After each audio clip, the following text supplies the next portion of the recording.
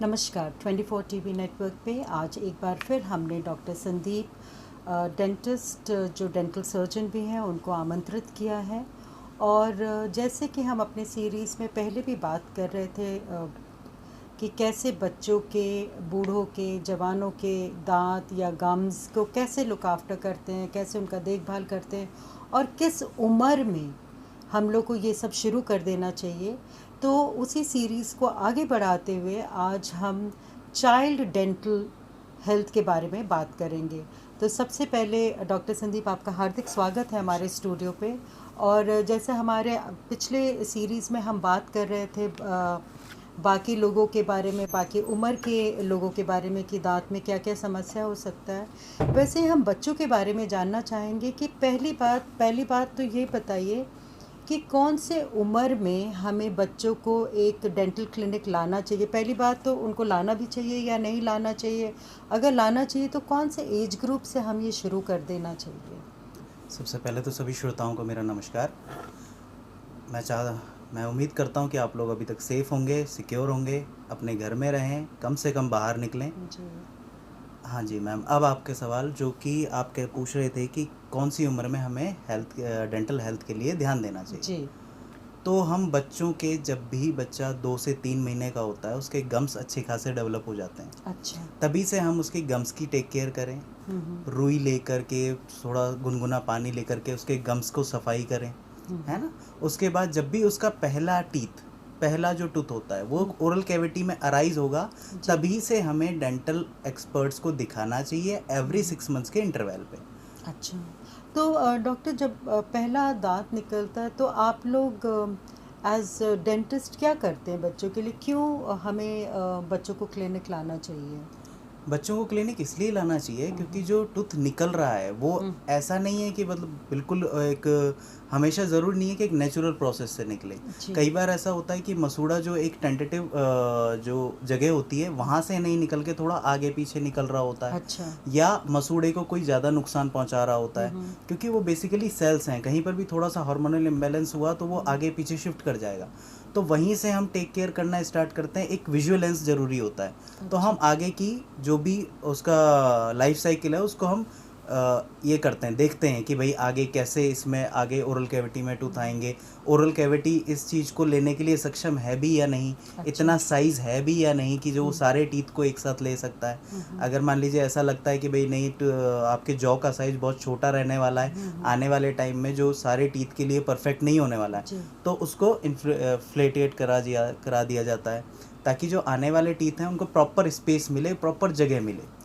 तो आप क्या उस समय कुछ करते हैं, जैसे नहीं, कोई ट्रीटमेंट नीडेड नहीं होता, सिर्फ एक ऑब्जर्वेशन नीडेड होता है।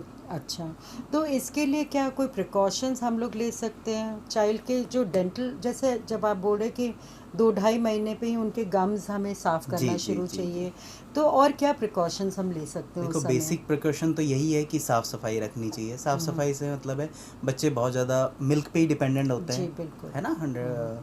तो हम उनका क्या कर सकते हैं, जब भी वो मिल्क इनटेक कर ले रहे हैं उसके बाद एक कॉटन का कपड़ा रखें साथ में जो साफ़ हो, उससे उनके गम्स को क्लियर कर दें। अच्छा, ठीक है। और जो जिन बच्चों के दांत आ जाते हैं वो बॉटल फीडिंग करने लग जाते हैं इस उम्र तक, तो बॉटल फीडिंग जब भी बच्चे कर रहे हैं, अनमन हम देखते हैं कि पेरेंट्स क्या करते हैं, बच्चे को बॉटल के लगा दिया, वो सो जाता है, फिर उठता है, फिर वापस से बॉटल पी लेता है। तो ये चीज़ें नहीं होनी चाहिए। बॉटल फीडिंग एक लिमिटेड तक होनी चाहिए। ऐसा नहीं है कि आप बॉटल को रख के सो जाओ। अच्छा, उससे क्या है, जो आपका जो मिल्क है वो टूथ के ऊपर लगा हुआ रह जाता है, और मिल्क में जैसा आप जानते हो बहुत जल्दी बैक्टीरियाज डेवलप होते हैं, जैसे कर्ड जो बन जाती है ना, और ये बहुत जल्दी यीस्ट वगैरह फॉर्म हो जाता है उसमें, तो वो टीथ के लिए नुकसान है। लैक्टिक एसिड दरअसल जब टूटता है तो वो मतलब जो लैक्टिक एसिड होता है टूथ में, अब वो जब टूटता है तो उससे एसिड भी निकलता है और लैक्टोज अलग हो जाता है। तो जो लैक्टोज है वो तो कोई दिक्कत नहीं है, लेकिन जो एसिड है दैट इज़ थोड़ा सा हार्मफुल। तो आप क्या रिकमेंड करना चाहते हैं कि हमें बॉटल से फीड कम करना चाहिए और जैसे कटोरी चम्मच से, ऐसे? कटोरी चम्मच से करें तो उसका तो कोई तोड़ ही नहीं है, लेकिन देखो बच्चे होते हैं, बॉटल फीडिंग होती है, है ना। बॉटल फीडिंग होने का मतलब ये नहीं है कि आप बिल्कुल ही ख़त्म कर दो, बॉटल फीडिंग करो, नो डाउट, लेकिन बॉटल फीडिंग करने के बाद ऐसा नहीं है कि बच्चा बॉटल मुंह में लेके ही सो गया।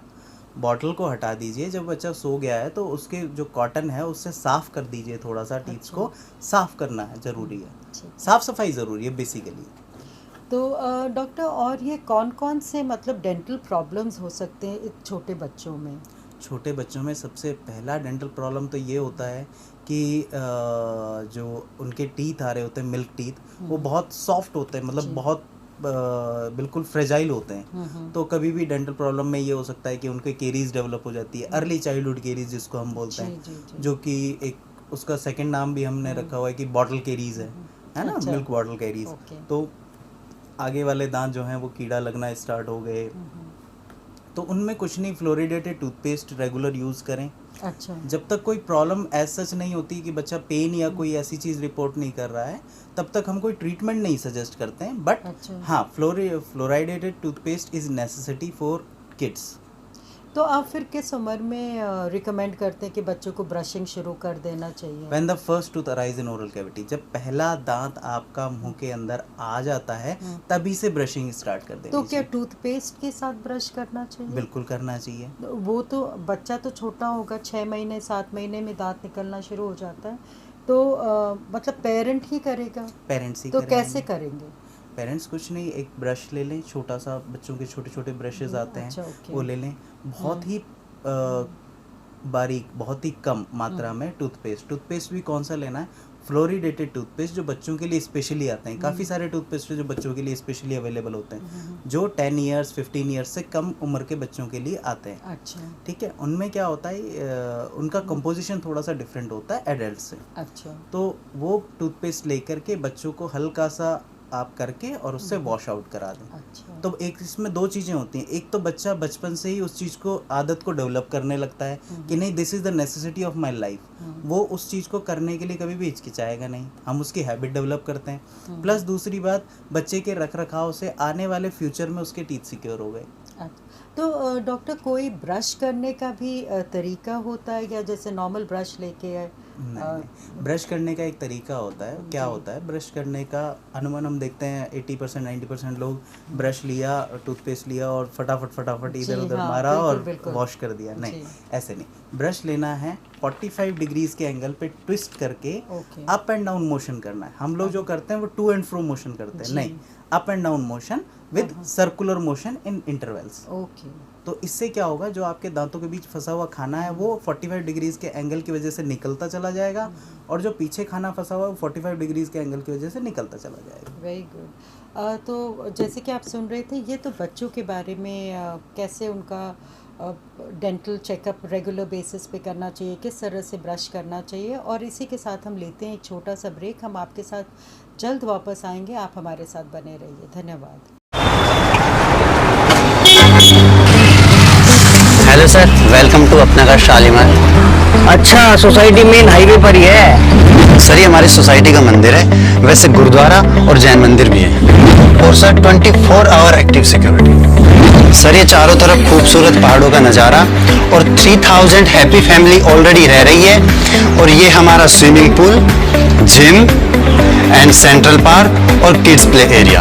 और सर ये हमारी सोसाइटी का शॉपिंग कॉम्प्लेक्स। आइए मैं आपको स्कूल दिखाता हूँ। स्कूल?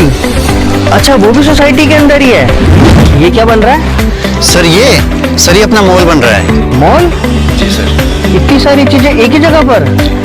एक मिनट यार, कुछ कॉस्टिंग का आइडिया तो दे दो। बिल्कुल सर, आइए मार्केटिंग ऑफिस में बैठ के आराम से बात करते हैं। 90% लोन की सुविधा, सब्सिडी और किफायती दर। तो आप कब आ रहे हैं? अपना घर शालीमार। तो जैसे आप सुन रहे थे, अभी डॉक्टर संदीप बता रहे थे कि कैसे बच्चों का डेंटल चेकअप रेगुलर बेसिस पे करना चाहिए और उनके ब्रशिंग पे खास करके ध्यान देना चाहिए। जब पहला दांत निकलता है, उसी समय से हर माँ बाप को थोड़ा सावधान हो जाना चाहिए और उनको रेगुलर बेसिस पे क्लिनिक ले जाना चाहिए। इसके बाद अब हम सीनियर सिटीज़न के डेंटल चेकअप्स के बारे में बात करेंगे कि उनका जैसे उनका जो गम्स हैं वो बहुत जल्दी डेटोरेट होता है, ख़राब होने लगता है, मुंह से बदबू आना शुरू हो जाता है। तो उसके लिए डॉक्टर, आप एक बार फिर आपको, पहले मैं आपका स्वागत करती हूँ अपने स्टूडियो पे और जानना चाहूँगी कि सीनियर सिटीज़न के बारे में अब आप कैसे उनको क्या राय देंगे, उनके लिए क्या टिप्स हैं कि वो कैसे अपने गम्स को साफ रखें? सीनियर सिटीजन्स के बारे में एक ही बात है, सीनियर सिटीजन्स जो एजेड हो जाते हैं, जी। पहली बात तो they are fighting from ageing.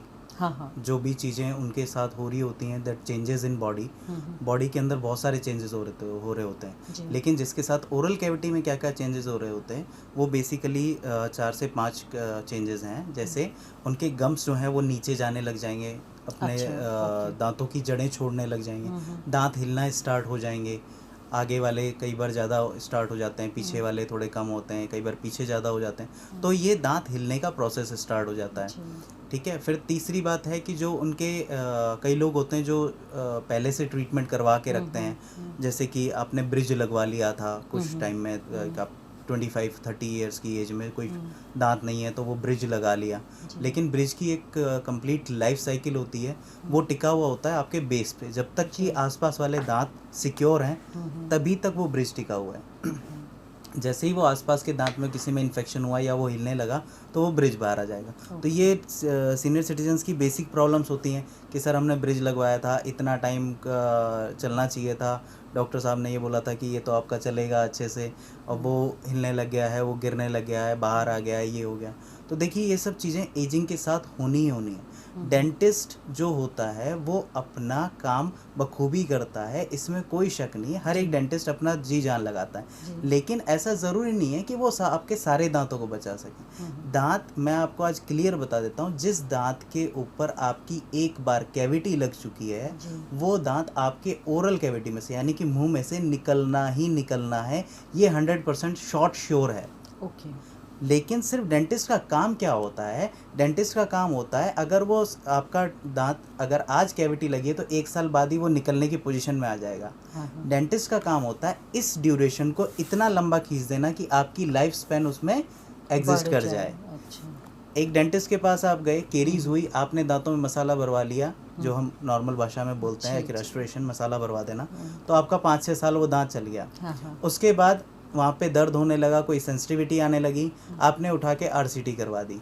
उसके बाद 10-12 साल तक आपको कोई प्रॉब्लम नहीं हुई, 10-12 साल कोई प्रॉब्लम हुई फिर निकाल दिया। डॉक्टर एक मिनट में यहाँ पे जैसे आपने आरटीसी कहा, आरसीटी तो उसका फुल फॉर्म बता दें। Root canal treatment. Root canal treatment एक होता है जिसमें दांतों की जो नसें होती हैं, जो इन्फ्लेमेशन पस वगैरह पड़ जाता है दांतों की नसों में, उन नसों को हम निकाल करके आर्टिफिशियल नसों से रीस्टोर कर देते हैं। तो वो दांत वर्किंग एज अ टूथ ही रहता है, उसमें दांत को हमें निकालना नहीं पड़ता, वो दांत एज इट इज सेफ हो जाता है आपके ओरल कैविटी में। तो डॉक्टर ये सारी चीज़ें किस उम्र से एग्जैक्टली शुरू होती हैं? जैसे सीनियर सिटीजन तो 60 प्लस माना जाता है, लेकिन इज इट 60 प्लस या आपको लगता है 50-55 मैम से देखिए, शुरू हो जाता है? बॉडी टू बॉडी डिपेंड करता है जी। जिसने आपका ओरल कैविटी की अच्छे से देख रेख करी है, जिसने बहुत अच्छे से सारी चीज़ें टाइम टू टाइम करवाई हैं। मेरे ऐसे भी पेशेंट्स हैं जो 80 ईयर्स 85 ईयर्स तक हैं, लेकिन उनके 28 टीथ अभी तक कंफर्टेबली सारे एग्जिस्ट कर रहे हैं ओरल कैविटी में,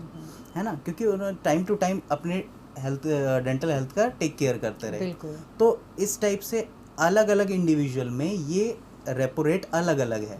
किसी का 40s के बाद दांत हिलने स्टार्ट हो जाते हैं, किसी के 50s के बाद होते हैं, किसी के 60s के बाद होते हैं। लेकिन जो एक जनरल जो हम बात करें एज की, तो 40-50 ईयर्स के बाद लोगों के दांत में प्रॉब्लम आना स्टार्ट हो जाती है, जो जनरल प्रॉब्लम। ये जो मसूड़ों का सड़न है, डिके है, इसको कैसे रोका जा सकता है या डिले किया जा सकता है? कुछ घरेलू इलाज भी है तो आप बताइए, बिकॉज हर कोई हमेशा जो भी है, जब हम डॉक्टर्स के पास जाते हैं तो इंजेक्शन तो ज़रूर लगता है, किसी को डर है, किसी को दर्द है, तो अगर ये सब अवॉइड करने के लिए भी अगर कोई घरेलू इलाज भी है तो आप उसके बारे में बताइए।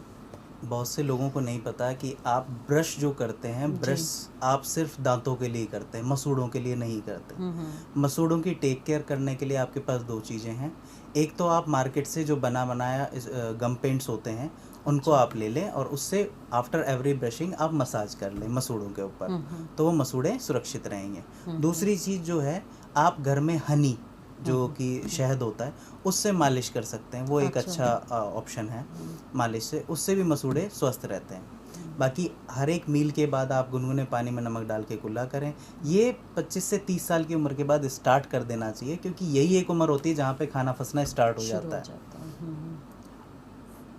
दूसरा ये होता है कि जो एजेड पर्सन्स होते हैं 40 इयर्स के बाद दांतों के बीच में गैप आना स्टार्ट हो जाता है। जी जो दांत हैं उनके बीच में एक गैप क्रिएट होना स्टार्ट हो जाता है।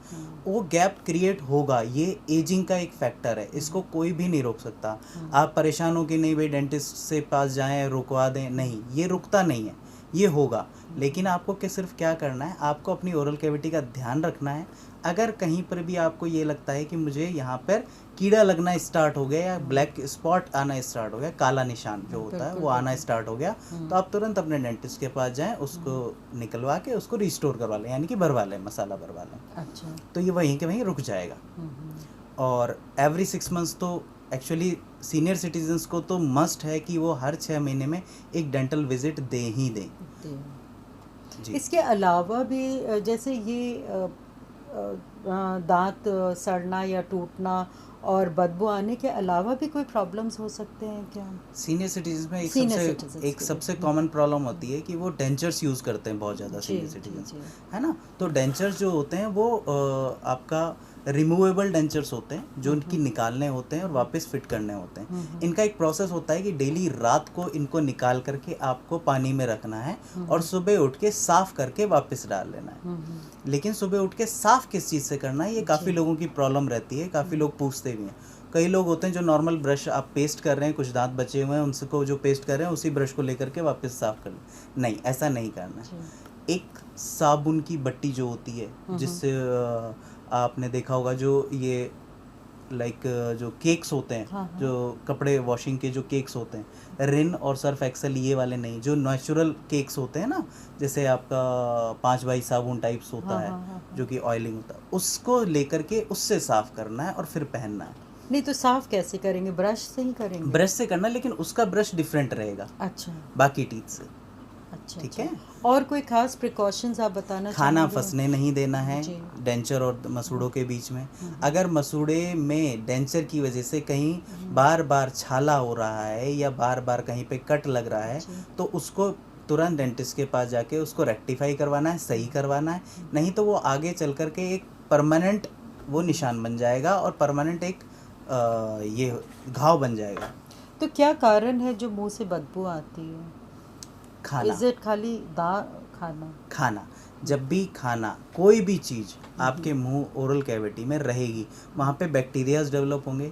बैक्टीरिया जब डेवलप होंगे तो उसमें से 2 चीज़ें होंगी, एक तो एसिड डेवलप होगा और एक जो उसकी स्मेल होती है, जो एसिड निकलने की स्मेल होती है, वो स्मेल तो वही क्रिएट करती है आपके मुंह की ओरल हाइजीन, है ना। अगर वो बहुत ज़्यादा ऐसा कुछ है, प्लस दूसरी बात जो सीनियर सिटीजन होता है, थोड़ा सा डाइजेस्टिव सिस्टम का बहुत ज़्यादा ध्यान रखना होता है। अच्छा। अगर डाइजेस्टिव सिस्टम आपका ख़राब रहता है, बहुत ज़्यादा लॉन्ग टर्म में ऐसी कोई चीज़ें हो रही हैं, तो भी ओरल कैविटी में इफेक्ट आता है। जी। तो डॉक्टर, जो ये मुंह से बदबू आती है, इसके लिए इन लोग क्या कर सकते हैं? मुंह से ऑफ कोर्स बदबू- एक तो मुंह साफ जरूर जी, करें, जी, but what can they use कि ये स्मेल ना आए? अब जैसे किसी जगह गए हैं, जी, किसी जी, मीटिंग जी। में, किसी उसमें और स्मेल आ रहा है, तो रेगुलर यूज़ ऑफ क्लोव, अच्छा। आप एक लौंग ले लें हाँ। और अपने मुंह में रखें, दैट इज़ मोर बेनिफिशियल। दूसरा एक ये है कि माउथ वॉशेज़ आजकल काफ़ी आते हैं, आप माउथ वॉश का यूज़ कर सकते हैं। तो आप रिकमेंड करते हैं माउथ वॉश? क्या सेफ माउथ वॉश यूज़ करना चाहिए, अच्छा। रेगुलर बेसिस पे यूज़ करना चाहिए, इसमें कोई हर्ज नहीं है, सब लोग यूज़ करते हैं। और फिर दूसरी बात, क्लोव जो लौंग है वो आप मुंह में रखें, दैट इज़ मोर बेनिफिट। दूसरा, आपके डाइजेस्टिव सिस्टम का खासकर ध्यान रखें। अगर डाइजेस्टिव सिस्टम में प्रॉब्लम है तो मुंह से स्मेल ज़रूर आएगी ही आएगी। चलिए डॉक्टर, ये बहुत बेनिफिशियल रहा हमारे सीनियर सिटीज़न के लिए भी और बच्चों के लिए भी। मैं आशा करती हूँ कि हमारे पेरेंट्स और सीनियर सिटीज़न ज़रूर इससे बेनिफिट उठाएं। आपका बहुत बहुत धन्यवाद हमारे स्टूडियो में आने के लिए और समय निकाल के हमारे व्यूअर्स को अटेंड करने के लिए। और इसी के साथ ये एपिसोड यहीं समाप्त होता है। मैं आशा करती हूँ कि आप लोग सब आज भी कोविड से अपना प्रिकॉशंस ले रहे हैं, घर में बने रहिए, कम से कम बाहर जाइए और हेल्दी लाइफस्टाइल जिए।